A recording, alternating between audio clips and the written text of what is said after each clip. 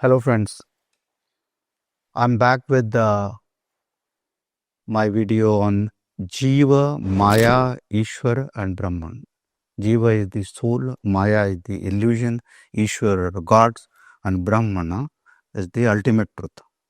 So whether the ultimate truth is Sakar or Nirakar, based on Hindu scriptures, we would like to discuss that. Okay, about Ishwara, God, the form and formless has been discussed, in all the Prasthanatrayi, which is Veda, Gita and Upanishad and Brahma Sutra actually. So Veda, Gita and Upanishad, basically these are the three. According to this, we will try to discuss. Is this world real or just an illusion? God is formless or does he have a form? Who is the soul and what is the ultimate goal of this soul? The answer to these questions, they are all profound questions. They lie in Vedas, Upanishads and Bhagavad Gita. So let's try understand what is this Jiva, soul, Maya, illusion, Ishwara, which is God, and Brahman, the ultimate truth. Who am I? This is the fundamental question as a soul we always ask. I'm just this body or something beyond this. So for this, Bhagavad Gita chapter 2 verse 23 and 24 says, Nayanam chindanti sastrani, nayanam dahati pavaka, na chayanam kledyanti apo, na shoshayati maruta. Achedyo, abhedyo, adahyo, akledyo, asosya evacha, nitya sarvagata sthanum, achulayam, sanatana. Nayanam chindanti sastrani, it can't be cut. Nayanam dahati pavaka, fire can't burn it. Na chayanam kledyanti apo. This cannot be, it doesn't feel that heat. Na shoshayatu marta. And the wind cannot dry it. And then next he says, achedyo, can't be pierced. Adahyo, can't be burned. Akledyo, it can't be wetted. Ashosya, it can't be dried. Nitya sarvagata, this is all pervaded. And nitya, eternal, it has been there all the time. Like past, present and future will ever be. Achaloyam, stable. It is kutastha, they call it. Sanatana, it has always been there. The soul is neither cut by open nor burned by fire. It is indestructible and beyond physical element, is what the sum and substance of this whole explanation is of Bhagavad Gita chapter 2 verse 23-24. You can go through and see it.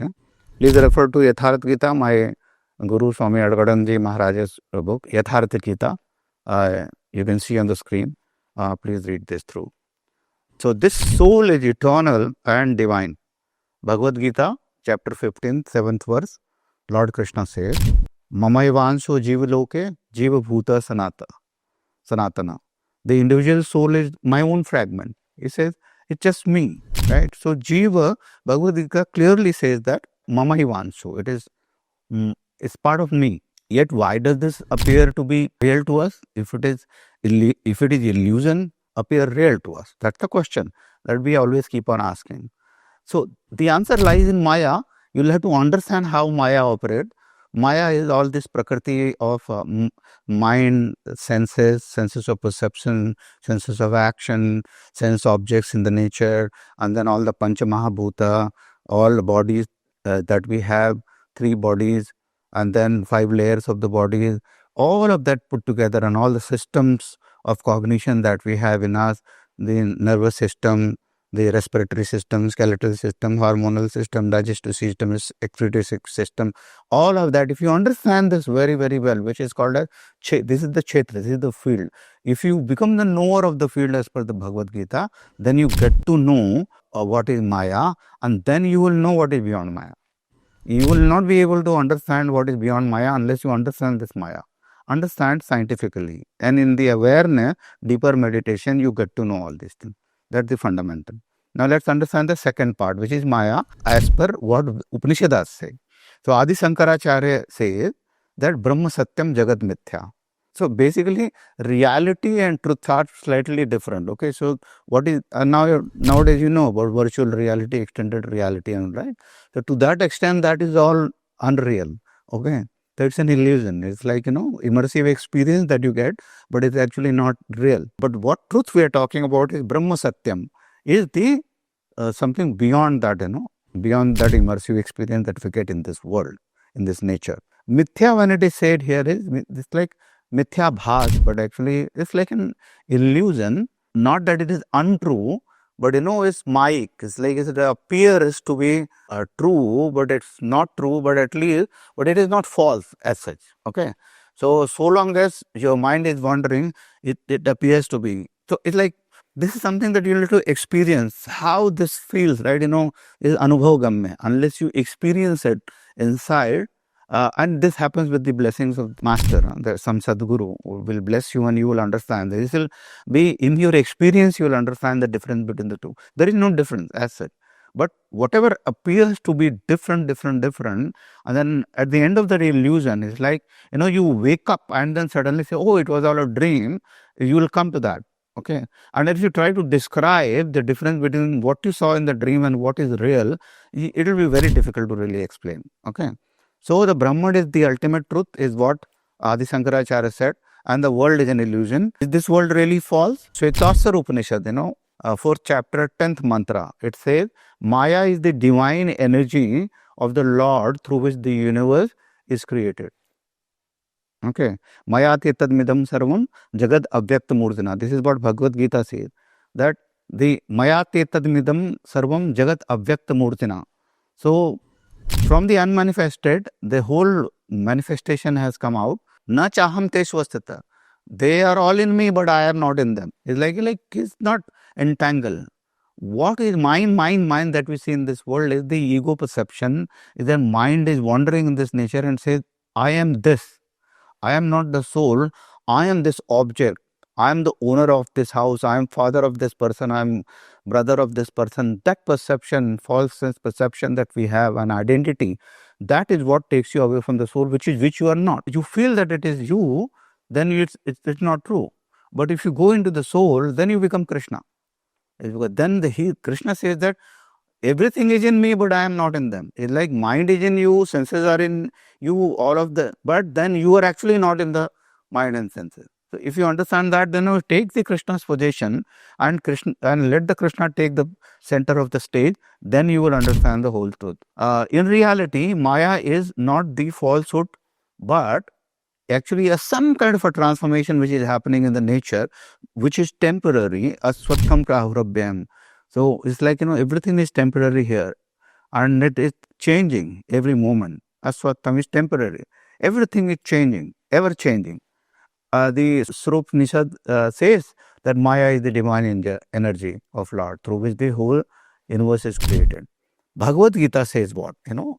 He says that Tribhur gun mayer bhavai ebhi sarvam idam jagat mohitam na vijanati mame bhya paramam ve. The divine Maya of mine is composed of 3 gunas. Tribhir gun mayai. 3 gunas. Sattva rajantam. Mayai bhavai.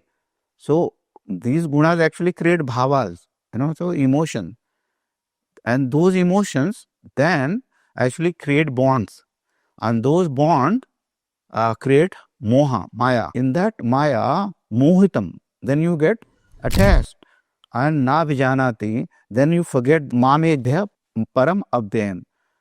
I am the indestructible, avinashi paramatma, you forget. So who does this? 3 gunas. The 3 gunas, so he says, my divine Maya, the Maya is also divine. Maya, the divine, all the concepts of gods, goddesses, all the, mind sense engagement with the nature, will create the whole lot of things actually, which is so temporary, but you will have to reflect God through this Maya only. So understand this well, and then when you see the functioning of this in the full awareness, then God reflects in you. And then this Maya, which is actually Maya and Ishwar, it's like it's in the shadow of God, always will point to the ultimate truth, ultimate Brahman, because everything has come from there only. Okay, so the ultimate purpose is to kind of blossom like a lotus flower, and then become complete. So, Purnamadaha Purnamidam Purnat Purnamudachyate Purnasya Purnamadaya Purnameva Vasishyate. So, from that whole, which is like undivided, whatever has come out and which appears to be not whole to begin with, actually will appear to be the whole only. It will say, oh, it's the same. Is that whole? When this appearance of incomplete become whole, then there is nothing left. It's because this whole and that whole that merges with each other. So Purnasya Purnam Adaya. So there is an exchange. So there's both exchange and Purnam Eva Vasishyate. Then when they merge, there is only one whole. Purnam Eva Vasishyate. There is only that, then it becomes one. And then the duality goes. This is what it means. So Maya is like a tinted glass that distorts our perception. Once we remove that perception, we can see the truth and the divine presence of Ishwara. And beyond Ishwara is the Brahmana, is the ultimate truth. So till Ishwara, the concepts are there. And there is Sakar and Nirakar. Go beyond this is the ultimate Brahman. Right? In the Ishwara, there is Nirakar. From Sakar, you finally touch the Nirakar, and as soon as you touch the Nirakar, you start seeing the ultimate truth. So the ultimate truth is endowed in you. Okay, you become that. You become Brahmana. We go to now understand the concept of Ishwara, which is the supreme God, just before the ultimate Brahman.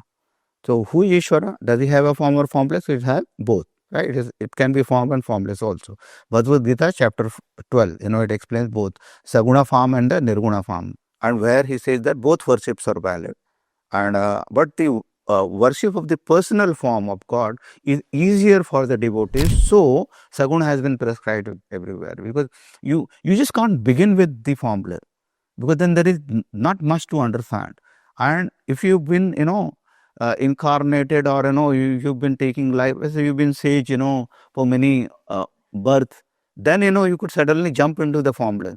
But for everyone it is not possible, because you have traveled that journey in the earlier lives and birth. So maybe you don't need the form, but most of us, the masses will have to. So Bhagavad Gita says, evam satat yukta te bhaktas tvam paryupasate ye chapyaksharam avyaktam tesham ke yoga vittama. So what it says is that both have forms are valid. Satat yukta means continuously one who is meditating over bhaktastam, and with the devotion. If you are doing paryupasate, you are doing the upasana. Ye cha api aksharam avyaktam. One is this, and the other is cha api aksharam. Actually worshipping for the akshara, which is the unmanifested. Avyaktam.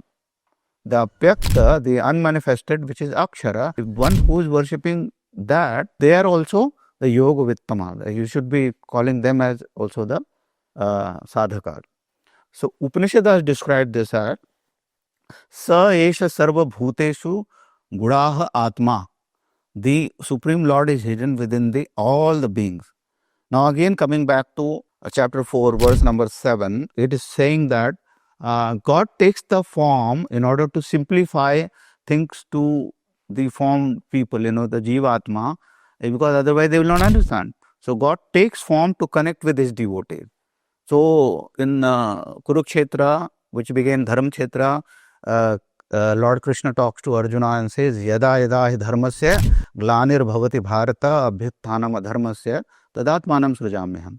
Whenever you are going away from the dharma, the righteous, the duty, God will take some form to explain you that no, don't go this way. You will destroy yourself.